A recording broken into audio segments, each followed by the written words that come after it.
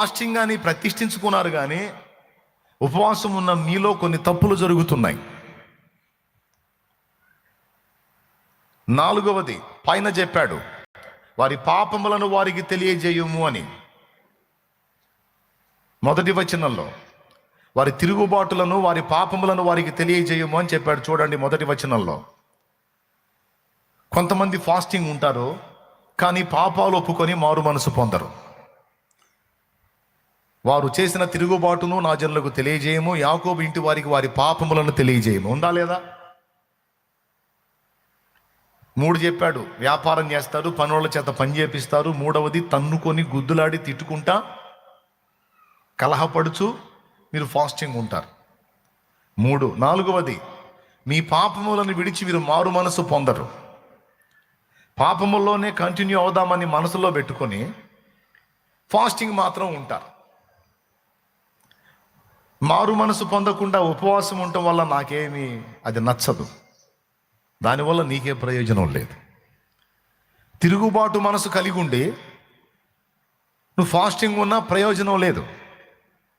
కాబట్టి నువ్వు ఉపవాసం ఉండి ప్రార్థన చేస్తే నీ స్వరము, నీ కంఠధ్వని పరమున వినబడి నేను నీకు జవాబు ఇవ్వాలంటే 5 సంగతులను గుర్తుపెట్టుకో. మొట్టమొదటిది నీ తిరుగుబాటుతనం మానుకో.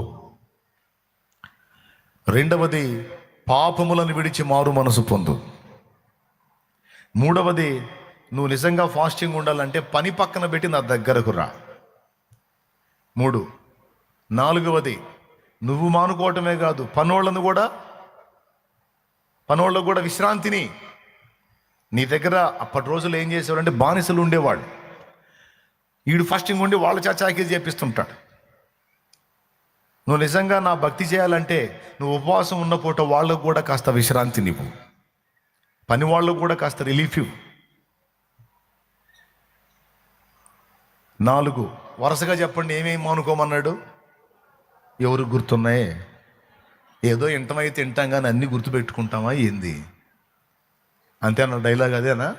ఏం చెప్పాను చెప్పండి వరుసగా. అమ్మలను ఒప్పుకొని విడిచిపెట్టాలి, వ్యాపారం ఆపేసి పని ఆపేసి ఆ పూట నువ్వు ఏ పూట ఫాస్టింగ్ ఉన్నా ఆ పూట దేవుని దగ్గర గడపాలి.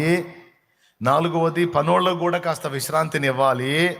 5వది ఫాస్టింగ్ ఉన్నప్పుడే సైతాను గడు శోధిస్తుంటాడు. ఎందుకంటే ఆ దీవెన మనకు రాకుండా చేయటానికి. అందరికీ టెంపర్లు ఫుల్గా పెరిగిపోయి ఉంటాయి.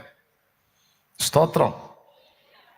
మామూలుగా ఉన్నప్పుడు మామూలుగానే ఉంటారు. ఈ ఉపవాసాలు ఉన్నప్పుడు మరి ఆకలి దెబ్బకో ఏం పాడో తెలియదు, కానీ ఎవరినన్నా కలిసి ఆ నీరసం మీదనే తగాదాడుతుంటారు.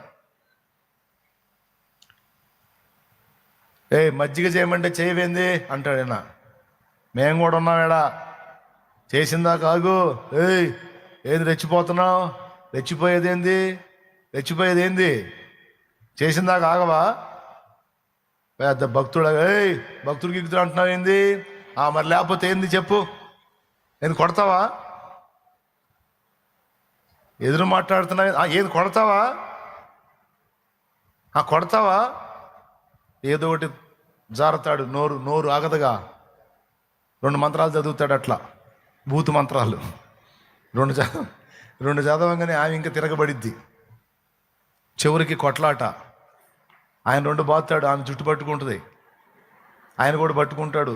పిల్లలు వచ్చి అడ్డం తీస్తుంటారు. ఏంది? ఆమెకు గందరగోళం అయింది, ఆయన చొక్కా చినిగిద్ది. Fasting prayer. దేవునికి స్తోత్రం కలుగును కాక. Fasting prayer. పొరపాటున ఆ టైంలో కానీ పాస్టర్ గారు వచ్చి తలుపు కొట్టాడు అనుకో, అస్సలు మామూలుగా ఉండదు. అప్పుడు దిగుతారు మహానటులు. తలుపు తట్టమ్మా, ప్రైజ్లాడమ్మా, ఫాస్ట్.